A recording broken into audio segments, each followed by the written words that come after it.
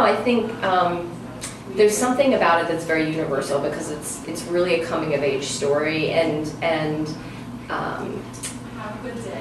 no matter what age you are or whether you're, I mean, it's about boys, but for me as a girl, like, it totally captured that sense of when you're a certain age and just going into high school and you don't quite know who you are and you're really kind of trying to figure that out, and it just immediately takes you back to that place in your life. Mm-hmm. Yeah. I think that it's John Greger, the writer, really crafted it well. It's just oftentimes there are elements in new musicals that are not quite there yet. It was so close to being ready, and in regard to craft, it was so beautifully done and structured. He really knew what it was that he was writing about, and it resonates, and it jumps off the page in a sense. I listen to a lot of new musicals, a lot of demos, early demos of shows as I kind of look around to see what's out there and what my next project may be. And this instantaneously fit well in the ear.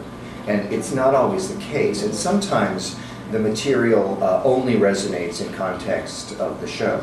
Other times you can pull out a song individually, and it, in one era is what we were in the next kind of pop standard.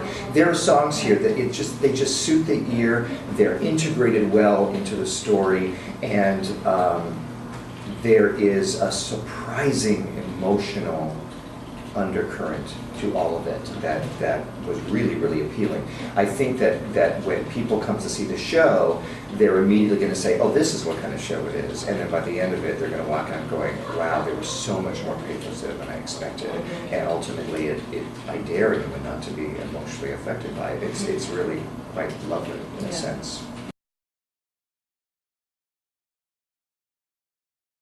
I tried to give the actors a good context, and I tried to make sure that every step of the way we were never lying to the audience, that we needed to take every moment for its proper emotional value, and then from there start to find the comedy, and the comedy is kind of the recognition of those emotions as opposed to the shtick. Although there's some of that as well. It kind of goes back and forth, which is what's so fun about it.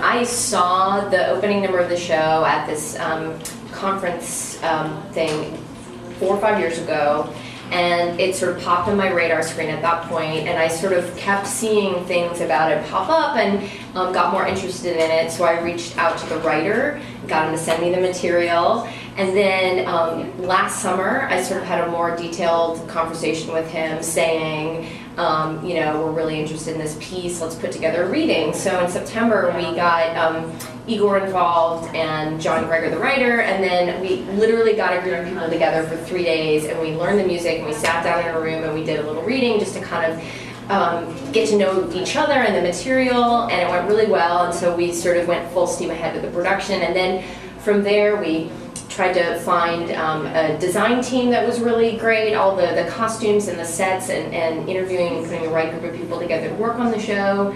Our casting process took about a month probably from the initial EPA through all the auditions and callbacks. Once you assemble that team, it's really just a process of meeting, sitting down, having everyone from the design perspective share their ideas and agree on what the direction you're going in. And really think that if you get the right group of people together, the right designers, the right cast, creative team, then I think it's really come true with this production. Everything just sort of falls into place. What I love about this show is that what seems to be life-changing or life and death at a moment, one realizes that it truly is just a single moment in time, and that as time goes by and more history, and as you acquire more history, those things don't take as much import anymore, and that life really does go on, and that it's important to live it in the moment, as opposed to holding on to what did happen or what may happen. There's a song in the show called Home, when the boys slowly start discovering what home is to them. And it's not necessarily a physical house, it's what's home internally. And that really is the key to succeeding in theater, because you have to know where home is here, and then, in a practical sense, make sure that you're comfortable in your apartment, in your house, wherever you live. And then whatever happens, you know that at the end of each day, this is healthy, and you're safe, and you can get through it then.